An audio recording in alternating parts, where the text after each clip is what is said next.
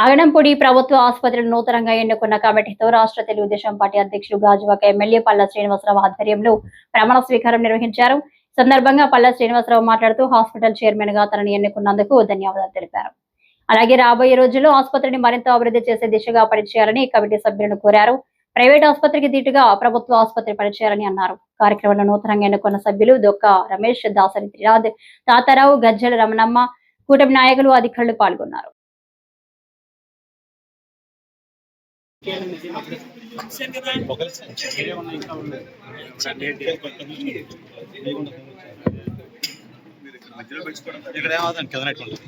ధన్యవాదాలు.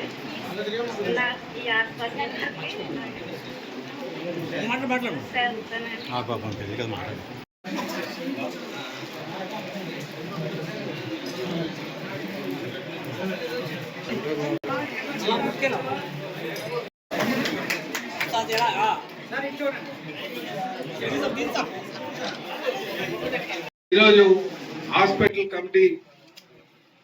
కమిటీ సభ్యులుగా ప్రమాణ స్వీకారం చేసినటువంటి సీనియర్ నాయకులు, బీజేపీ నాయకులు తాతారావు గారికి, అలాగే మరో సీనియర్ నాయకులు, తెలుగుదేశం పార్టీ నాయకులు ఎవరైతే ప్రమాణ స్వీకారం చేశారో వాళ్ళందరూ కూడా చాలా బాధ్యతగా మరి వ్యవహరించాల్సినటువంటి అవసరం ఉంది.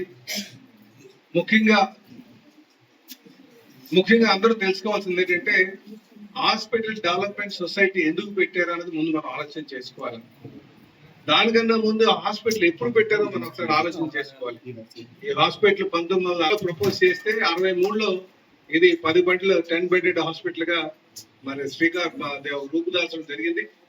ఆ తర్వాత వారి సహకారంతో, నాయకుల యొక్క సహకారంతో ఈరోజు ఈ షేప్ కి 100 బెడ్ల హాస్పిటల్ గా రావడం చాలా సంతోషం.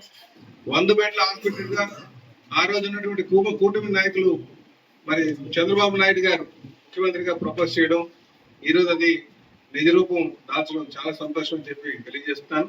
అయితే ఇంకా మనం అభివృద్ధి చేయాల్సిన చాలా ఉంది.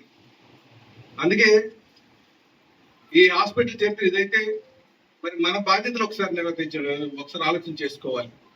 ఎందుకంటే ఈ బాధ్యతలు హాస్పిటల్ డెవలప్మెంట్ సొసైటీ లేకపోయినా సరే అధికార యంత్రాంగం తీసుకెళ్ళగలరు, బాగా గుర్తించుకోండి, ఇంకా తీసుకెళ్ళగలరు. కానీ అటు ప్రజా నాయకత్వం, ప్రజల దగ్గర నుంచి ఎన్నుకోబెట్టినటువంటి నాయకత్వం, అలాగే ప్రభుత్వ యంత్రాంగం రెండు సమన్వయం చేసుకుని ముందుకెళ్తే మంచి అభివృద్ధి, మెరుగైన అభివృద్ధి సాధ్యపడుతుందని చెప్పి మరి పెద్దలు ఆలోచన చేసి ఈ కమిటీ పెట్టడం జరిగిందని చెప్పి సందర్భంగా తెలియజేస్తున్నాను. అయితే జనరల్ గా కమిటీ సభ్యులు అయిన తర్వాత మనం పెద్దలను చేయడానికి ప్రయత్నాలు చేయాలి. జనరల్ గా ఏమనుకుంటామంటే మనం ప్రతి దాంట్లో కూడా దూరం అనుకుంటాం. హాస్పిటల్ డైలీ యాక్టివిటీస్ మీద ఎవరు కూడా తల దూర్చొద్దు, మెడికల్ ఎస్పెషల్లీ మెడికల్ దాని మీద